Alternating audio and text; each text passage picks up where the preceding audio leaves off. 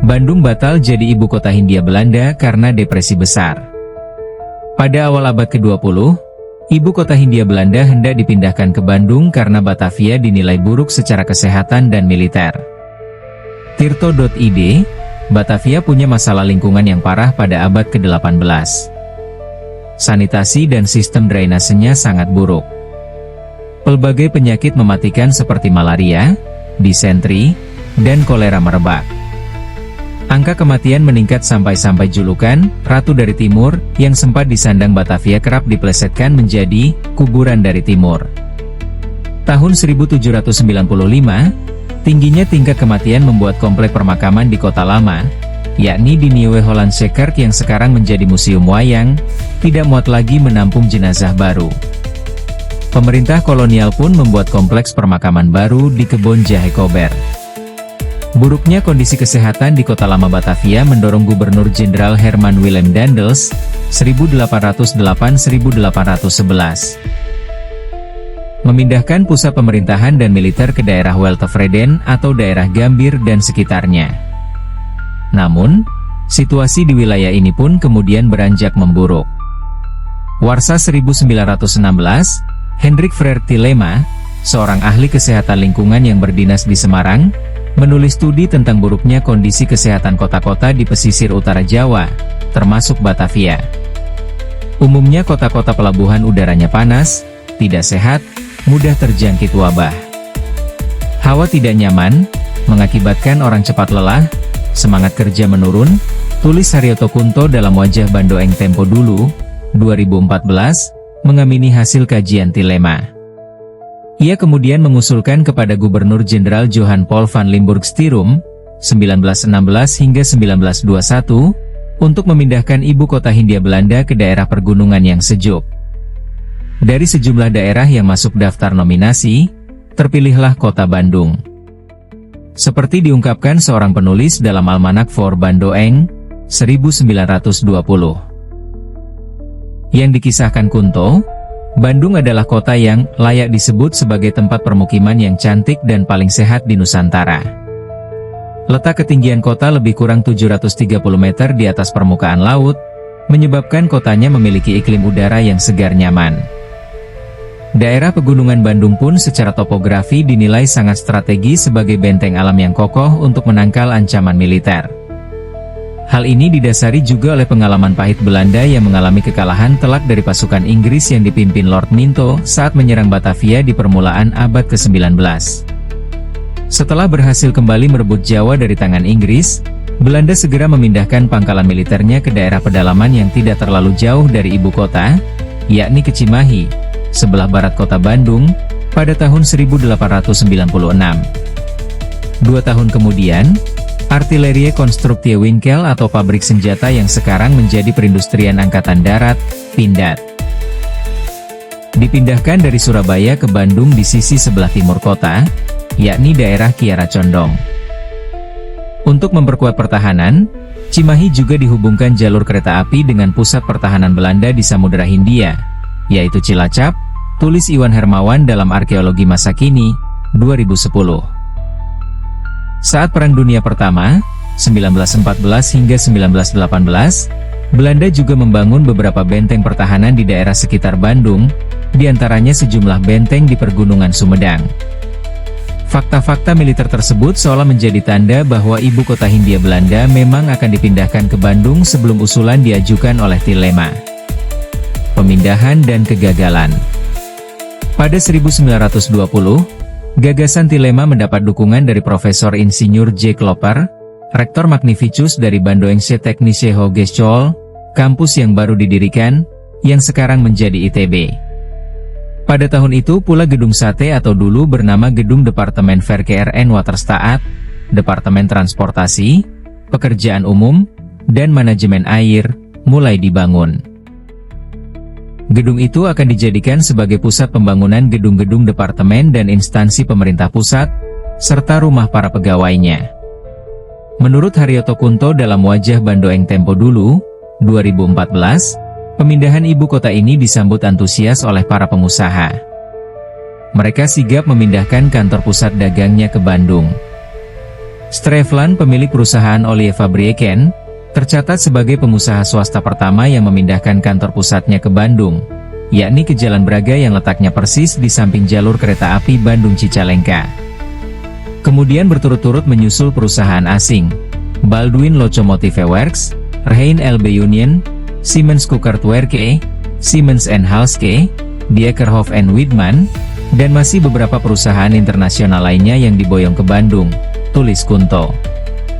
Sementara instansi dan perusahaan MIK pemerintah yang berangsur pindah ke Bandung adalah Staatspoorwegen atau Jawatan Kereta Api Negara, Pos, Telegraf, dan Telepon, PTT. Jawatan Meteorologi, Jawatan Geologi, dan sebagainya. Selain itu, pindah pula sebagian Departemen Perdagangan dari Bogor, Kantor Keuangan, Lembaga Penelitian Cacar yang kemudian bergabung dengan Institut Pasteur yang telah berada di Bandung. Saat itu yang belum sempat memindahkan kantor pusatnya ke Bandung adalah Departemen voor Algemeen Bestuur, Departemen Dalam Negeri, Departemen van Onderwijs en Eredienst, Departemen Pendidikan dan Pengajaran, dan Volksraad, Dewan Rakyat. Departemen Van Oorlog atau Departemen Peperangan juga ikut dipindahkan ke Bandung yang kini bangunannya menjadi markas Kodam Siliwangi. Garnisun Bandung pun diperkuat dengan ditambah oleh 2 batalion infanteri dan 1 eskadron kavaleri. Pemindahan sejumlah instansi dan lembaga itu membuat Wali Kota Bandung dengan yakin berkata, perlahan tapi pasti mereka akan terlihat bergerak ke Priangan. Pembangunan Radio Malabar diresmikan pada 1923, yang menghubungkan Hindia Belanda dengan Belanda juga dinilai terkait pemindahan ibu kota. Peristiwa bersejarah dalam dunia telekomunikasi itu diabadikan dalam lagu, Halo Bandoeng, dan sebuah monumen yang kini telah dihancurkan, bersalin rupa menjadi masjid.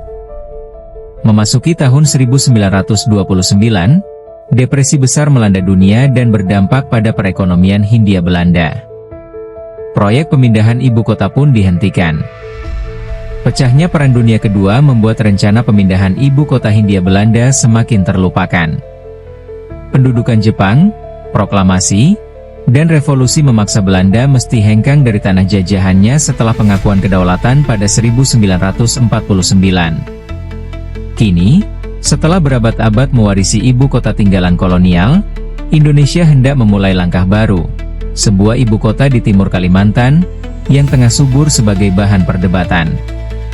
Tirto.id, Sosial Budaya. Penulis, Irfan Teguh Pribadi. Editor, Fadrik Aziz Firdausi. Bandung pernah jadi ibu kota Hindia Belanda selama beberapa hari. National Geographic ID.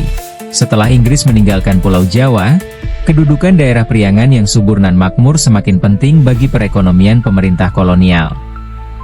Berbagai fasilitas publik terus dibangun di sana. Pembangunan tersebut telah merubah wajah Bandung dari sebuah kampung yang berada di pedalaman hutan belantara menjadi sebuah kota yang strategis dan impian setiap orang, tulis Iwan dalam jurnalnya. Iwan Hermawan menulis dalam jurnal arkeologi masa kini, berjudul Bandung sebagai Ibu Kota Hindia Belanda yang terbit pada tahun 2010. Melihat posisi Bandung yang semakin strategis, pada tahun 1819, Dr. Andries de Wilde mengajukan saran kepada pemerintah Belanda. Saran tersebut meminta pemerintah kolonial agar ibu kota Karesidenan Priangan dipindah dari Kabupaten Cianjur ke Kabupaten Bandung. Alasan pemindahan ibu kota tersebut adalah agar dapat memberikan dampak positif, sekaligus mempermudah usaha pengembangan wilayah pedalaman Priangan, terangnya. Usulan tersebut baru direspon oleh pemerintah 37 tahun kemudian, tepatnya pada tahun 1856, setelah Gubernur Jenderal Hindia Belanda, Charles Ferdinand Pahoed bersedia untuk pemindahan ibu kota. Haryoto Kunto dalam bukunya Wajah Bandoeng Tempo Dulu, 1984, menyebut, perintah pemindahan tersebut baru dilaksanakan oleh Residen Priangan, Van der More, pada tahun 1864, bertepatan dengan meletusnya Gunung Gede yang menggoncang Cianjur. Dari ibu kota Karesidenan Priangan, status kota Bandung kembali meningkat. Bandung didaulat sebagai Gemeente, Kota Praja, pada 1 April 1906. Peningkatan status ini didasarkan pada Undang-Undang Desentralisasi, Decentralisasiewet, yang dikeluarkan pada tahun 1903. Undang-undang itu berisi desentralisasi, decentralisasi besluit, dan ordonansi Dewan Kota, Localeraden Ordonantie, yang dibuat tahun 1905. Kunto menambahkan, pada awalnya Gemeente dipimpin oleh asisten residen Priangan selaku pimpinan Dewan Kota, Gemeenteraad, namun sejak tahun 1913 Gemeente dipimpin oleh seorang burgemeester atau wali kota. Posisi yang strategis juga tempat yang nyaman, membuat status Bandung terus meningkat. Pada tanggal 1 Oktober 1926, Kota Bandung kembali meningkat statusnya menjadi Staatsgemeente. Dengan status tersebut, Bandung diberi wewenang untuk mengelola kota dan mengurus pemerintahannya sendiri, terusnya. Lebih jauh lagi, Bandung yang banyak didambakan penduduk Hindia Belanda, diminta untuk dinaikkan lagi statusnya. Kali ini, Bandung direncanakan sebagai ibu kota negara, Hindia Belanda. Menurut Iwan Hermawan, gagasan pemindahan ibu kota Hindia Belanda muncul tatkala Gubernur Jenderal J.P. Graaf van Limburg Stirum bertahta. Ya, gagasan yang memindahkan ibu kota dari Batavia ke Bandung. Adanya desas-desus pemindahan ibu kota Hindia Belanda ternyata mendapat dukungan dari Profesor Insinyur Jack Loper, Rektor Magnificus Bandoengse Technische Hogeschool, sekarang dikenal dengan nama ITB. Sebagai kota yang disiapkan sebagai ibu kota Hindia Belanda, Bandung melengkapi dirinya dengan Museum Geologi yang dipindah dari Batavia pada tahun 1924, tambah Iwan. Bandung telah dipersiapkan sebaik mungkin. Dimulai dari pemindahan saluran transportasi udara hingga stasiun radio, dari Batavia ke Bandung. Depresi besar sempat menghantam perekonomian Hindia Belanda di tahun 1930, sehingga proses pemindahan berhenti. Sampai akhirnya muncul desakan dari pasukan Jepang yang membuat pemindahan harus tetap berlangsung. Kantor Gubernur Jenderal Hindia Belanda baru pindah ke Bandung pada awal Maret 1942. Itu pun ketika posisi Belanda di Batavia sudah terdesak oleh Jepang. Nahas, baru berbenah selama beberapa hari secara de facto sebagai ibu kota Hindia Belanda, kota Bandung harus jatuh ke tangan Jepang. Perjanjian di Kalijati, Subang pada 8 Maret 1942, memaksa Belanda untuk menyerah kepada Jepang. Begitupun dengan Gubernur Jenderal Hindia Belanda, Carba van Starkenburg Stahouwer yang ditawan Jepang dan diasingkan ke Formosa, Taiwan. Sumber, https://nationalgeographic.gri.id/133287159/bandung-pernah-jadi-belanda-selama-beberapa hari tanda tanya page sama dengan all. Bandung batal jadi ibu kota Hindia Belanda karena depresi besar. Pada awal abad ke-20, ibu kota Hindia Belanda hendak dipindahkan ke Bandung karena Batavia dinilai buruk secara kesehatan dan militer. Tirto.id, Batavia punya masalah lingkungan yang parah pada abad ke-18. Sanitasi dan sistem drainasenya sangat buruk. Pelbagai penyakit mematikan seperti malaria, disentri, dan kolera merebak. Angka kematian meningkat sampai julukan Ratu dari Timur yang sempat disandang Batavia kerap diplesetkan menjadi kuburan dari Timur.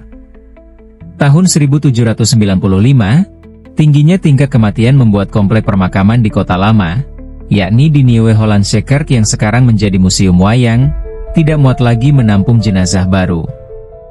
Pemerintah kolonial pun membuat kompleks permakaman baru di Kebon Jahe Kober. Buruknya kondisi kesehatan di Kota Lama Batavia mendorong Gubernur Jenderal Herman Willem Daendels, 1808-1811, memindahkan pusat pemerintahan dan militer ke daerah Weltevreden atau daerah Gambir dan sekitarnya. Namun, situasi di wilayah ini pun kemudian beranjak memburuk. Warsa 1916, Hendrik Frerk Tilema, seorang ahli kesehatan lingkungan yang berdinas di Semarang, menulis studi tentang buruknya kondisi kesehatan kota-kota di pesisir utara Jawa, termasuk Batavia. Umumnya kota-kota pelabuhan udaranya panas, tidak sehat, mudah terjangkit wabah.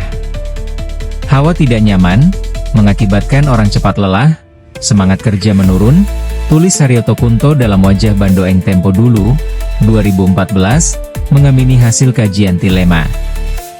Ia kemudian mengusulkan kepada Gubernur Jenderal Johan Paul van Limburg Stirum, 1916 hingga 1921, untuk memindahkan ibu kota Hindia Belanda ke daerah pergunungan yang sejuk. Dari sejumlah daerah yang masuk daftar nominasi, terpilihlah kota Bandung. Seperti diungkapkan seorang penulis dalam Almanak for Bandoeng, 1920. Yang dikisahkan Kunto, Bandung adalah kota yang layak disebut sebagai tempat permukiman yang cantik dan paling sehat di Nusantara. Letak ketinggian kota lebih kurang 730 meter di atas permukaan laut, menyebabkan kotanya memiliki iklim udara yang segar nyaman. Daerah pegunungan Bandung pun secara topografi dinilai sangat strategis sebagai benteng alam yang kokoh untuk menangkal ancaman militer. Hal ini didasari juga oleh pengalaman pahit Belanda yang mengalami kekalahan telak dari pasukan Inggris yang dipimpin Lord Minto saat menyerang Batavia di permulaan abad ke-19. Setelah berhasil kembali merebut Jawa dari tangan Inggris, Belanda segera memindahkan pangkalan militernya ke daerah pedalaman yang tidak terlalu jauh dari ibu kota, yakni ke Cimahi, sebelah barat kota Bandung, pada tahun 1896. 2 tahun kemudian, Artillerie Constructie Winkel atau pabrik senjata yang sekarang menjadi Perindustrian Angkatan Darat, Pindad, dipindahkan dari Surabaya ke Bandung di sisi sebelah timur kota, yakni daerah Kiara Condong. Untuk memperkuat pertahanan, Cimahi juga dihubungkan jalur kereta api dengan pusat pertahanan Belanda di Samudera Hindia, yaitu Cilacap, tulis Iwan Hermawan dalam Arkeologi Masa Kini, 2010. Saat Perang Dunia Pertama, 1914 hingga 1918, Belanda juga membangun beberapa benteng pertahanan di daerah sekitar Bandung, diantaranya sejumlah benteng di Pergunungan Sumedang. Fakta-fakta militer tersebut seolah menjadi tanda bahwa ibu kota Hindia Belanda memang akan dipindahkan ke Bandung sebelum usulan diajukan oleh Tilema. Pemindahan dan kegagalan. Pada 1920, gagasan Tilema mendapat dukungan dari Profesor Insinyur J. Klopper, Rektor Magnificus dari Bandoengsche Technische Hogeschool, kampus yang baru didirikan, yang sekarang menjadi ITB. Pada tahun itu pula Gedung Sate atau dulu bernama Gedung Departemen Verkeer en Waterstaat, Departemen Transportasi, Pekerjaan Umum, dan Manajemen Air, mulai dibangun. Gedung itu akan dijadikan sebagai pusat pembangunan gedung-gedung departemen dan instansi pemerintah pusat, serta rumah para pegawainya. Menurut Haryoto Kunto dalam Wajah Bandoeng Tempo Dulu, 2014, pemindahan ibu kota ini disambut antusias oleh para pengusaha. Mereka sigap memindahkan kantor pusat dagangnya ke Bandung.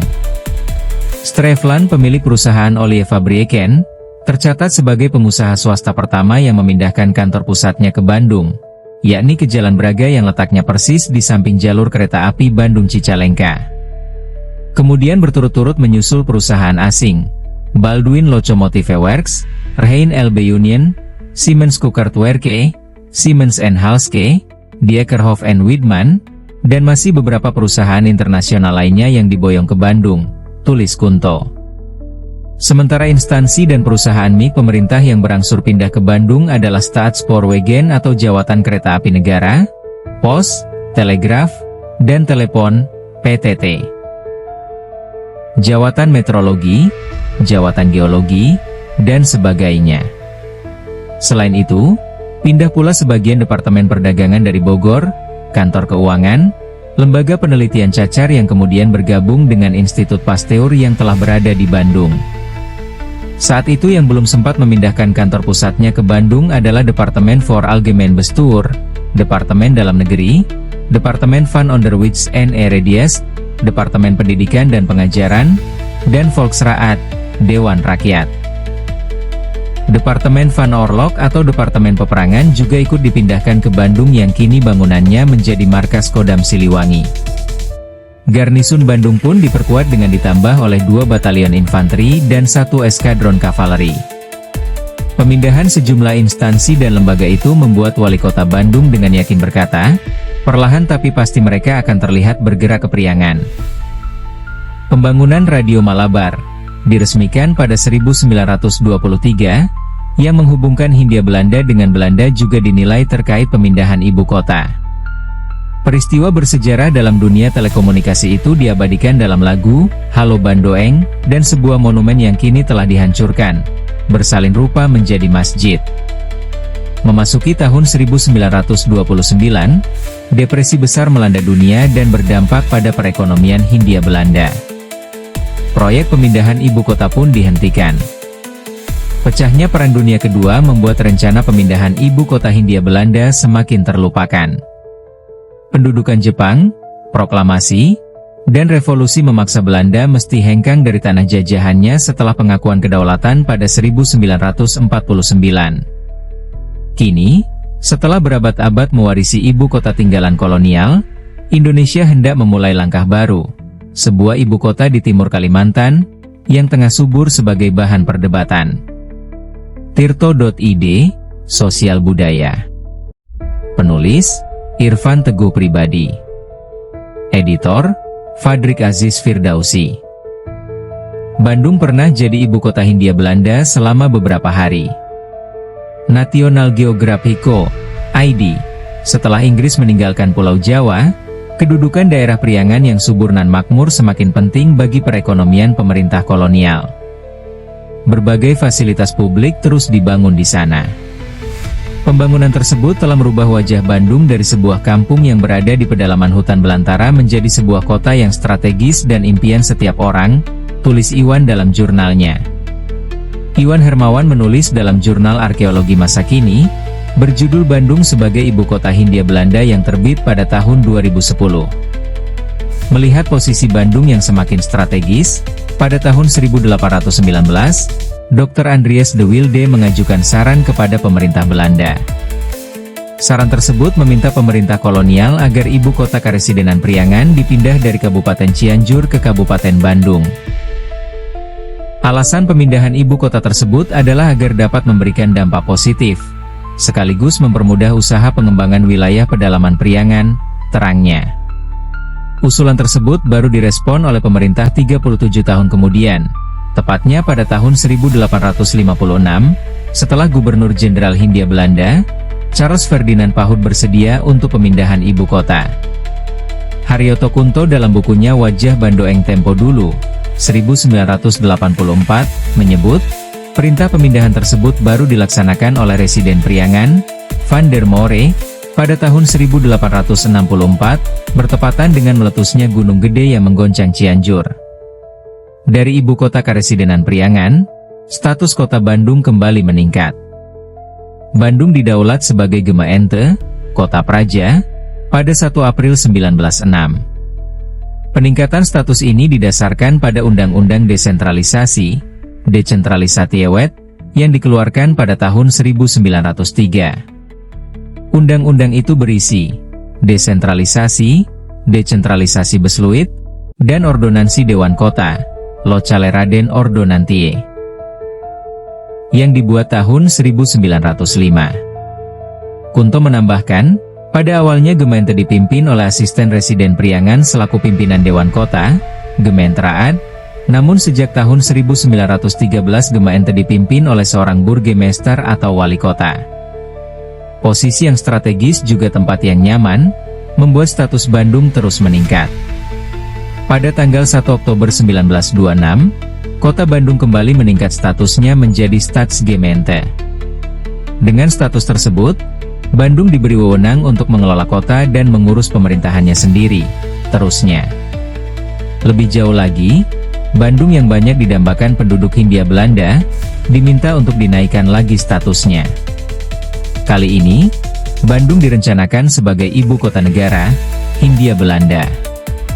Menurut Iwan Hermawan, gagasan pemindahan ibu kota Hindia Belanda muncul tatkala Gubernur Jenderal J.P. Graaf van Limburg Stirum bertahta.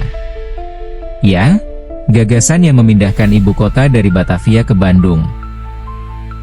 Adanya desas-desus pemindahan ibu kota Hindia Belanda ternyata mendapat dukungan dari Profesor Insinyur Jack Loper, Rektor Magnificus Bandoengsche Technische Hogeschool, sekarang dikenal dengan nama ITB. Sebagai kota yang disiapkan sebagai ibu kota Hindia Belanda, Bandung melengkapi dirinya dengan Museum Geologi yang dipindah dari Batavia pada tahun 1924, tambah Iwan. Bandung telah dipersiapkan sebaik mungkin. Dimulai dari pemindahan saluran transportasi udara hingga stasiun radio, dari Batavia ke Bandung.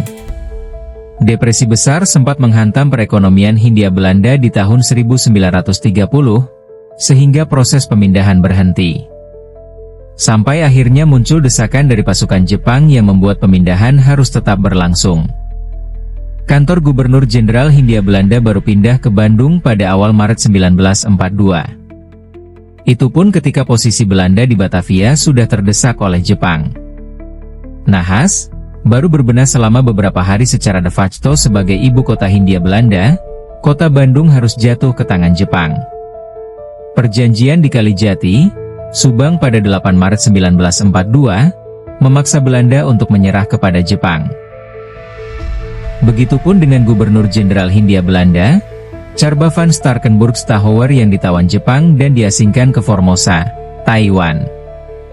Sumber: https://nationalgeographic.gri.id/red/133287159/bandung-pernah-jadi-belanda-selama- beberapa-hari tanya page sama dengan all. Bandung batal jadi ibu kota Hindia Belanda karena depresi besar. Pada awal abad ke-20, ibu kota Hindia Belanda hendak dipindahkan ke Bandung karena Batavia dinilai buruk secara kesehatan dan militer. Tirto.id, Batavia punya masalah lingkungan yang parah pada abad ke-18. Sanitasi dan sistem drainasenya sangat buruk. Pelbagai penyakit mematikan seperti malaria, disentri, dan kolera merebak. Angka kematian meningkat sampai julukan Ratu dari Timur yang sempat disandang Batavia kerap diplesetkan menjadi kuburan dari Timur. Tahun 1795, tingginya tingkat kematian membuat komplek permakaman di kota lama, yakni di Nieuwe Hollandse Kerk yang sekarang menjadi museum wayang, tidak muat lagi menampung jenazah baru. Pemerintah kolonial pun membuat kompleks permakaman baru di Kebon Jahe Kober. Buruknya kondisi kesehatan di kota lama Batavia mendorong Gubernur Jenderal Herman Willem Daendels, 1808-1811. Memindahkan pusat pemerintahan dan militer ke daerah Weltevreden atau daerah Gambir dan sekitarnya. Namun, situasi di wilayah ini pun kemudian beranjak memburuk. Warsa 1916, Hendrik Frère Tilema, seorang ahli kesehatan lingkungan yang berdinas di Semarang, menulis studi tentang buruknya kondisi kesehatan kota-kota di pesisir utara Jawa, termasuk Batavia. Umumnya kota-kota pelabuhan udaranya panas, tidak sehat, mudah terjangkit wabah. Hawa tidak nyaman, mengakibatkan orang cepat lelah, semangat kerja menurun, tulis Haryoto Kunto dalam Wajah Bandoeng Tempo Dulu, 2014, mengamini hasil kajian Tilema. Ia kemudian mengusulkan kepada Gubernur Jenderal Johan Paul van Limburg Stirum, 1916 hingga 1921, untuk memindahkan ibu kota Hindia Belanda ke daerah pergunungan yang sejuk. Dari sejumlah daerah yang masuk daftar nominasi, terpilihlah kota Bandung. Seperti diungkapkan seorang penulis dalam Almanak for Bandoeng, 1920. Yang dikisahkan Kunto, Bandung adalah kota yang layak disebut sebagai tempat permukiman yang cantik dan paling sehat di Nusantara. Letak ketinggian kota lebih kurang 730 meter di atas permukaan laut, menyebabkan kotanya memiliki iklim udara yang segar nyaman. Daerah pegunungan Bandung pun secara topografi dinilai sangat strategis sebagai benteng alam yang kokoh untuk menangkal ancaman militer. Hal ini didasari juga oleh pengalaman pahit Belanda yang mengalami kekalahan telak dari pasukan Inggris yang dipimpin Lord Minto saat menyerang Batavia di permulaan abad ke-19. Setelah berhasil kembali merebut Jawa dari tangan Inggris, Belanda segera memindahkan pangkalan militernya ke daerah pedalaman yang tidak terlalu jauh dari ibu kota, yakni ke Cimahi, sebelah barat kota Bandung, pada tahun 1896. 2 tahun kemudian, Artillerie Constructie Winkel atau pabrik senjata yang sekarang menjadi Perindustrian Angkatan Darat, Pindad. dipindahkan dari Surabaya ke Bandung di sisi sebelah timur kota, yakni daerah Kiara Condong. Untuk memperkuat pertahanan, Cimahi juga dihubungkan jalur kereta api dengan pusat pertahanan Belanda di Samudera Hindia, yaitu Cilacap, tulis Iwan Hermawan dalam Arkeologi Masa Kini, 2010. Saat Perang Dunia Pertama, 1914 hingga 1918, Belanda juga membangun beberapa benteng pertahanan di daerah sekitar Bandung, diantaranya sejumlah benteng di Pergunungan Sumedang. Fakta-fakta militer tersebut seolah menjadi tanda bahwa ibu kota Hindia Belanda memang akan dipindahkan ke Bandung sebelum usulan diajukan oleh Tilema. Pemindahan dan kegagalan. Pada 1920, gagasan Tilema mendapat dukungan dari Profesor Insinyur J. Klopper, Rektor Magnificus dari Bandoengse Technische Hogeschool, kampus yang baru didirikan, yang sekarang menjadi ITB. Pada tahun itu pula Gedung Sate atau dulu bernama Gedung Departemen Verkeer en Waterstaat, Departemen Transportasi, Pekerjaan Umum, dan Manajemen Air, mulai dibangun. Gedung itu akan dijadikan sebagai pusat pembangunan gedung-gedung departemen dan instansi pemerintah pusat, serta rumah para pegawainya. Menurut Haryoto Kunto dalam Wajah Bandoeng Tempo Dulu, 2014, pemindahan ibu kota ini disambut antusias oleh para pengusaha. Mereka sigap memindahkan kantor pusat dagangnya ke Bandung. Strevland, pemilik perusahaan Olie Fabrieken, tercatat sebagai pengusaha swasta pertama yang memindahkan kantor pusatnya ke Bandung, yakni ke Jalan Braga yang letaknya persis di samping jalur kereta api Bandung-Cicalengka. Kemudian berturut-turut menyusul perusahaan asing, Baldwin Locomotive Works, Rhein LB Union, Siemens Kuckertwerke, Siemens & Halske, Diekerhoff & Widman, dan masih beberapa perusahaan internasional lainnya yang diboyong ke Bandung, tulis Kunto. Sementara instansi dan perusahaan milik pemerintah yang berangsur pindah ke Bandung adalah Staatspoorwegen atau Jawatan Kereta Api Negara, Pos, Telegraf, dan Telepon, PTT. Jawatan Meteorologi, Jawatan Geologi, dan sebagainya. Selain itu, pindah pula sebagian Departemen Perdagangan dari Bogor, Kantor Keuangan, Lembaga Penelitian Cacar yang kemudian bergabung dengan Institut Pasteur yang telah berada di Bandung. Saat itu yang belum sempat memindahkan kantor pusatnya ke Bandung adalah Departemen voor Algemeen Bestuur, Departemen Dalam Negeri, Departemen van Onderwijs en Eredienst, Departemen Pendidikan dan Pengajaran, dan Volksraad, Dewan Rakyat. Departemen Van Oorlog atau Departemen Peperangan juga ikut dipindahkan ke Bandung yang kini bangunannya menjadi markas Kodam Siliwangi. Garnisun Bandung pun diperkuat dengan ditambah oleh 2 batalion infanteri dan 1 eskadron kavaleri. Pemindahan sejumlah instansi dan lembaga itu membuat wali kota Bandung dengan yakin berkata, perlahan tapi pasti mereka akan terlihat bergerak kepriangan. Pembangunan Radio Malabar diresmikan pada 1923, yang menghubungkan Hindia Belanda dengan Belanda juga dinilai terkait pemindahan ibu kota. Peristiwa bersejarah dalam dunia telekomunikasi itu diabadikan dalam lagu, Halo Bandoeng, dan sebuah monumen yang kini telah dihancurkan, bersalin rupa menjadi masjid. Memasuki tahun 1929, depresi besar melanda dunia dan berdampak pada perekonomian Hindia Belanda. Proyek pemindahan ibu kota pun dihentikan. Pecahnya Perang Dunia Kedua membuat rencana pemindahan ibu kota Hindia Belanda semakin terlupakan. Pendudukan Jepang, proklamasi, dan revolusi memaksa Belanda mesti hengkang dari tanah jajahannya setelah pengakuan kedaulatan pada 1949. Kini, setelah berabad-abad mewarisi ibu kota tinggalan kolonial, Indonesia hendak memulai langkah baru. Sebuah ibu kota di timur Kalimantan, yang tengah subur sebagai bahan perdebatan. Tirto.id, Sosial Budaya. Penulis, Irfan Teguh Pribadi. Editor, Fadrik Aziz Firdausi. Bandung pernah jadi ibu kota Hindia Belanda selama beberapa hari. National Geographico, ID. Setelah Inggris meninggalkan Pulau Jawa, kedudukan daerah Priangan yang subur dan makmur semakin penting bagi perekonomian pemerintah kolonial. Berbagai fasilitas publik terus dibangun di sana. Pembangunan tersebut telah merubah wajah Bandung dari sebuah kampung yang berada di pedalaman hutan belantara menjadi sebuah kota yang strategis dan impian setiap orang, tulis Iwan dalam jurnalnya. Iwan Hermawan menulis dalam jurnal arkeologi masa kini, berjudul Bandung sebagai Ibu Kota Hindia Belanda yang terbit pada tahun 2010.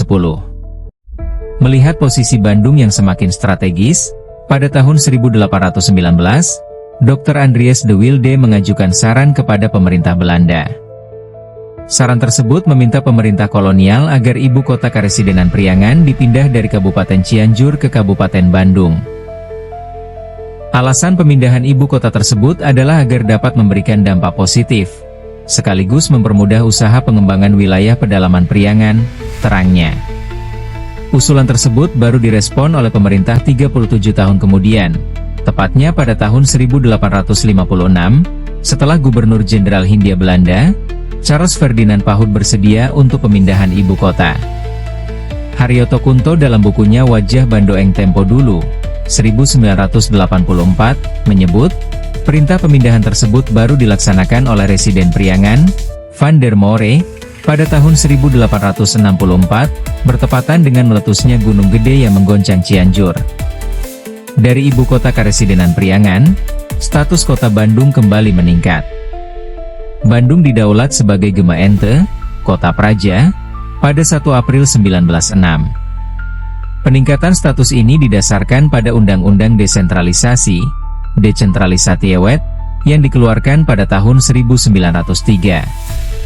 Undang-undang itu berisi desentralisasi, decentralisasi Besluit, dan ordonansi Dewan Kota, Locale-Raden Ordonantie, yang dibuat tahun 1905. Kunto menambahkan, pada awalnya Gemeente dipimpin oleh asisten Residen Priangan selaku pimpinan Dewan Kota, Gemeenteraad, namun sejak tahun 1913 Gemeente dipimpin oleh seorang burgemeester atau wali kota. Posisi yang strategis juga tempat yang nyaman, membuat status Bandung terus meningkat. Pada tanggal 1 Oktober 1926, kota Bandung kembali meningkat statusnya menjadi Staatsgemeente. Dengan status tersebut, Bandung diberi wewenang untuk mengelola kota dan mengurus pemerintahannya sendiri, terusnya. Lebih jauh lagi, Bandung yang banyak didambakan penduduk Hindia Belanda, diminta untuk dinaikkan lagi statusnya. Kali ini, Bandung direncanakan sebagai ibu kota negara, Hindia Belanda. Menurut Iwan Hermawan, gagasan pemindahan ibu kota Hindia Belanda muncul tatkala Gubernur Jenderal J.P. Graaf van Limburg Stirum bertahta. Ya, gagasan yang memindahkan ibu kota dari Batavia ke Bandung. Adanya desas-desus pemindahan ibu kota Hindia Belanda ternyata mendapat dukungan dari Profesor Insinyur Jack Loper, Rektor Magnificus Bandoengse Technische Hogeschool, sekarang dikenal dengan nama ITB. Sebagai kota yang disiapkan sebagai ibu kota Hindia Belanda, Bandung melengkapi dirinya dengan Museum Geologi yang dipindah dari Batavia pada tahun 1924, tambah Iwan. Bandung telah dipersiapkan sebaik mungkin. Dimulai dari pemindahan saluran transportasi udara hingga stasiun radio, dari Batavia ke Bandung. Depresi besar sempat menghantam perekonomian Hindia Belanda di tahun 1930, sehingga proses pemindahan berhenti. Sampai akhirnya muncul desakan dari pasukan Jepang yang membuat pemindahan harus tetap berlangsung. Kantor Gubernur Jenderal Hindia Belanda baru pindah ke Bandung pada awal Maret 1942. Itu pun ketika posisi Belanda di Batavia sudah terdesak oleh Jepang. Nahas, baru berbenah selama beberapa hari secara de facto sebagai ibu kota Hindia Belanda, kota Bandung harus jatuh ke tangan Jepang. Perjanjian di Kalijati, Subang pada 8 Maret 1942, memaksa Belanda untuk menyerah kepada Jepang. Begitupun dengan Gubernur Jenderal Hindia Belanda, Carba van Starkenburg-Stachouwer yang ditawan Jepang dan diasingkan ke Formosa, Taiwan. Sumber, https://nationalgeographic.gri.id/red/133287159/bandung-pernah-jadi-ibu-kota-hindia-belanda-selama-beberapa-hari tanda tanya page sama dengan all.